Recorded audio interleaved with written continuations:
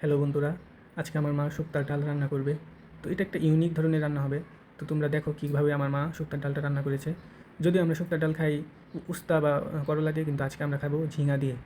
তো তোমরা দেখতে পাচ্ছ কীভাবে মা বিভিন্ন আদা রসুন রসুন না সরি আদা চিনি এগুলো দিয়েছে। তারপর ভালো করে রান্না করে পানি দিয়ে দিচ্ছে। কীভাবে রান্না করলো দেখো, অনেক সুস্বাদু হয়েছে এই খাবারটা, শুক্তার ডালটা। তো খুব শীঘ্রই আমি এখন মা সোমবার দিয়ে দিচ্ছি, বেগুন ভাজি করছে সাথে, ভাতের সাথে তো শুক্তার ডাল আর বেগুন ভাজি না হলে হয়। সাথেও ঢ্যাঁড়স ভাজিও খেয়ে ফেললাম আমরা। এখন আবার কী রান্না করছে রে, এটা কি? ও আচ্ছা, এটা আলু, আলু দিয়ে মরিচ দিয়ে সাজনা সর্ষে দিয়ে, ও অনেক টেস্ট। তো দেখো তোমরা কীভাবে আমরা রান্না করলাম এটা, সর্ষে দিয়ে সাজনা। এটা চিনি না, লবণ দিয়েছে, লবণ দিয়ে দিয়েছে ভালো করে। তারপর দেখো সর্ষে বাটা দিয়ে দিল আমার মা। অনেক টেস্টি হয়েছে এটা খেতে।